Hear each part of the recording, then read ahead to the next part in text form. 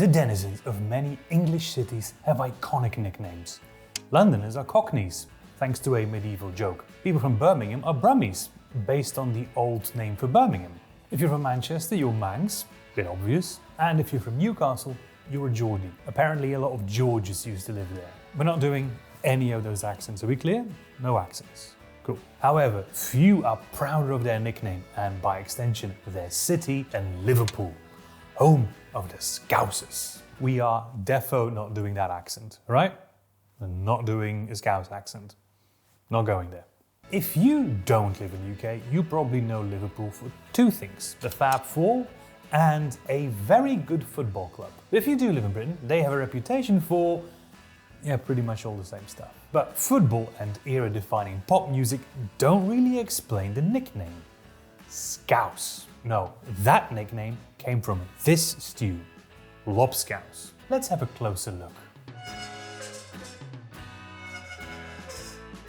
Like a lot of cities in the north of England, Liverpool is a fairly young city. It was only established in 1207 by King John. Yeah, that one. This might sound plenty old, but in a country where many cities can trace themselves back to Roman, Celtic or Anglo-Saxon times, it's practically a baby.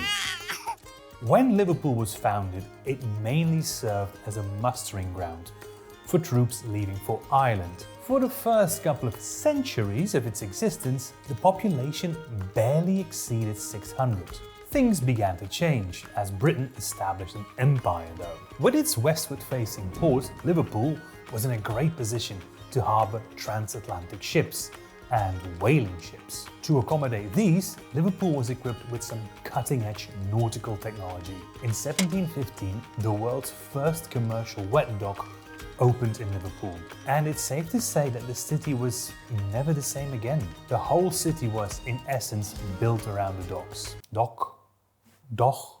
docks. Let's go to the docks. Not doing the accent, not even trying. Nope. Make sure they're all out. Cool. As impressive as this is, things were only getting started. For as fast and sweeping as the changes brought by colonialism were, they paled in comparison by those of the Industrial Revolution. Liverpool was now in an even more advantageous position, commercially speaking. Not only did it have an Atlantic-facing port, it was right next door to the world's first industrial heartland. Factories and mills from Manchester to Leeds and beyond relied on Liverpool to bring in their raw supplies and export their finished goods. All of this industry led to Liverpool obtaining the reputation and unofficial title of Second City of the Empire. The port was expanded even further, and some docks are still there today, the most famous one being the Royal Albert Dock. So before we continue, we have to point out that a large chunk of Liverpool Strait in both the 18th and the 19th century was problematic. We're not going to get into it here, since it doesn't really affect the dish we're talking about. And to just drag it in would be to do a disservice to this very serious topic. However, for those of you who want to know more, the National Museums Liverpool have an excellent resource providing background and sources and further reading, which we've linked below. Now, back to the Scouse. With all this industry and trade, Liverpool got something else that was predominantly a London thing until then: immigration. Some of the earliest immigration to Liverpool came not for the commerce, but for the whaling. British sailors were perfectly able seamen in most fields. However, when whaling swept through Britain, a lot of them were lacking some essential skills. Oh, I'm going whaling? Whaling? Wait, no, not even trying it.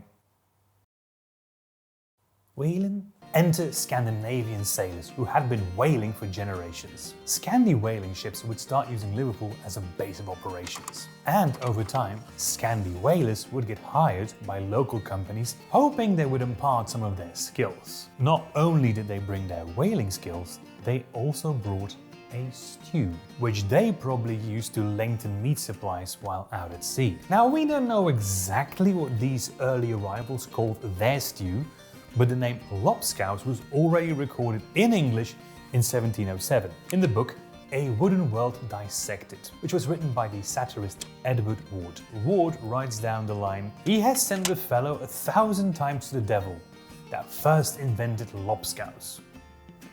Safe to say he wasn't a fan. But as we will see in a bit, plenty of people were. Before this point in time, however, there were a plethora of similar sounding names across Europe, many of which could have been the precursor to lobscouse. The best theory we've seen is that it came from the Latvian lapskaus or Lithuanian labaskausas, both meaning something along the lines of like a good pot or good bowl.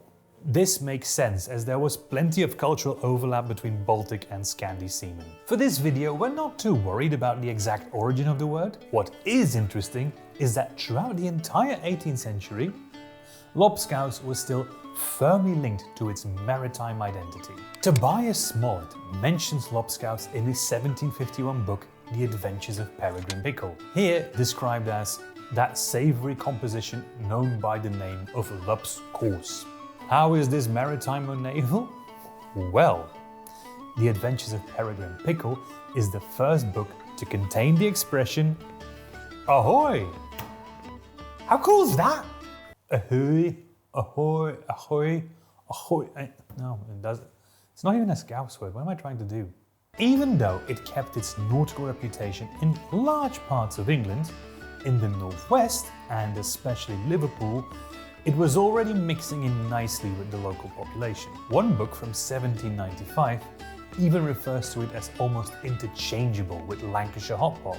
This has led later historians to theorise that this was one of the reasons lobscouse caught on in the northwest. In 1797 we see what we think is the first written record of the word scouse, be it sans the lob prefix, in the expenditure registers from a Liverpudlian workhouse. On the menu, lobscouse is dinner every other day of the week. But one page later, in the breakdown of ingredients, the stew is already abbreviated to just scouse.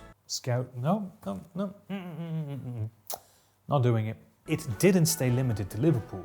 The stew spread all across the northwest and Wales, every area changing the name and the recipe slightly. Speaking of the recipe, we're minutes in and we still haven't mentioned what's in a lobscouse. Well, that's because it's a little bit like asking how long is a piece of string. To this day, people in the wider northwest will argue whose scouse or lobby, as some call it, is the best. The unifying factors being that you take beef and or mutton and stew this with a root vegetable, usually potatoes, and then season to taste. Some varieties have carrots, others have swedes. That's the root vegetable swede, by the way. Nobody was eating Swedish sailors that we know of. As popular as it was, and is, across the northwest and North Wales, only one city went as far as to start identifying itself with the food. But first, let's make some scouse. We're going to use a recipe from an Encyclopedia of Domestic Economy, which was published in London. Sorry. Yes, it's a bit of a cardinal sin to use a recipe from London, especially with the identity Liverpool got in the late 19th and 20th century. But we'll get to that. Mince, not too finely, some cold roast beef or mutton. So first, as with a lot of English dishes, we're going to need some roast. The recipe appears to imply that we need a bone-in roasting joint. Roast it and then remove the bone. Now, back in the 19th century, roasts were suspended in front of a heat source, so a lot of joints would have a bone in them for structural integrity.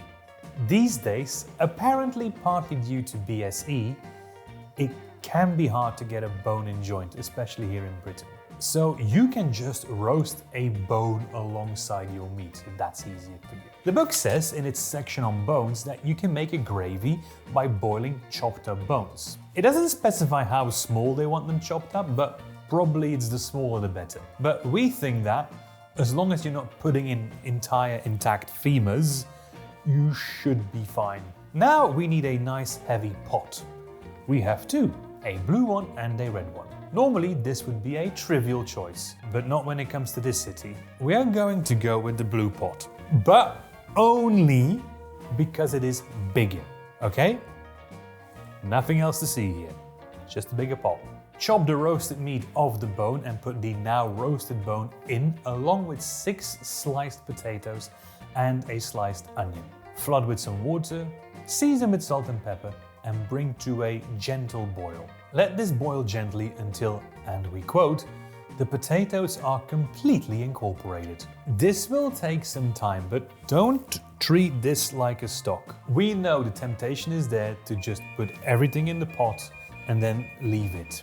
Trust us, most potatoes will burn before completely disintegrating. So make sure you regularly stir it and add more liquid if needed. We found this out the hard way. Roughly 2 hours of boiling should do the trick. While that boils, he can hand mince the roast, while we see how Scouse, the stew, became such an integral part of the identity of the Scousers. As the Regency era slowly made way for the Victorian, mentions of Scouse keep popping up in and around Liverpool, weirdly often in relation to law and order. In 1824, yes we know, still Regency, the Liverpool Mercury proudly declared that prisoners in Liverpool were fed basic but healthy food, consisting mainly of oatmeal porridge, scouse, herrings and bread. Then in 1842, we get the most Victorian story ever in the Liverpool Mail. Under the heading Riotous Paupers, they tell the story of how Mary Roberts started a riot in the workhouse by taking the meat out of her scouse, putting it in her pocket, and then demanding more. Practically Dickensian. Other stories include those of a captain being convicted of assault for having his ship's cook flogged for underboiling the scouse. Must be said, we had to eat some underboiled scouse while testing for this video, and we kinda get the man. Scouse as a nickname only starts to appear in the 20th century. The earliest written record we could find, there might be earlier ones out there, is from 1942, when a letter to the Liverpool Daily Post noted that the nickname Scouser had been used by Liverpudlians in the docks and the Navy to address one another. If you know of an earlier source that mentions the use of the word Scouse as a nickname, let us know, we'd be very interested. Let's check in on our Scouse. The potatoes are as gone as they're ever going to be, so take out the bone and give everything a good stir to break up the biggest pieces of potato. And then add in our meat. Turn down the heat and let it go for as long as you want. It's a stew, the longer the better, but try to give it at least 2 more hours at a gentle simmer. Scouse is more than just a nickname. These days, the Liverpool accent is also referred to as Scouse. And no, we are not going to try and do the accent. Liverpool, Liverpool, Liverpool. You're not leaving this in, right? You're cutting all of them out? Good. You sure, right? Would be very embarrassing. Liverpool is known for its very distinct identity as a city. For starters, its accent sounds different from other accents in the north, likely caused by the influence of immigration waves over the last 2 centuries, most notably being Welsh and Irish. It's more than just the accent. Liverpool's relationship with central government has at times been fraught, to say the least. During the general transport strike from 1911, Churchill, him, came close to shelling the city. Events like this led to Liverpool having a very strong sense of cultural independence. For instance, fans of Liverpool FC will often boo the British national anthem and declare themselves Scouse, not English, which is why it felt a bit odd making a London-published recipe for our stew. Speaking of which, it's time to try our Scouse. Serve in a bowl and eat. Thankfully, it turns out, it tastes a lot better than it looks. But that's a low bar. These days, Scouse has evolved from its simpler pre-Victorian 19th century form, which we have here, to include loads of options like carrots, pork, lentils, and even tofu, along with various modern seasonings. It's also served with pickled cabbage or beetroot, so by all means, feel free to adjust and season your Scouse as you see fit. Please let us know what you like to add in your Scouse, or whatever you want to name it. Cheers. The only thing left for us to do now is to try this stew, and to do what prompted us to make this video in the first place. Congratulate Liverpool FC on winning the Premier League. What's got your goat? Oh, better hope for pie, mash and liquor next year. If you enjoyed this video, please consider leaving us a like or subscribing if you're new here. It really helps us out. Thank you very much for watching.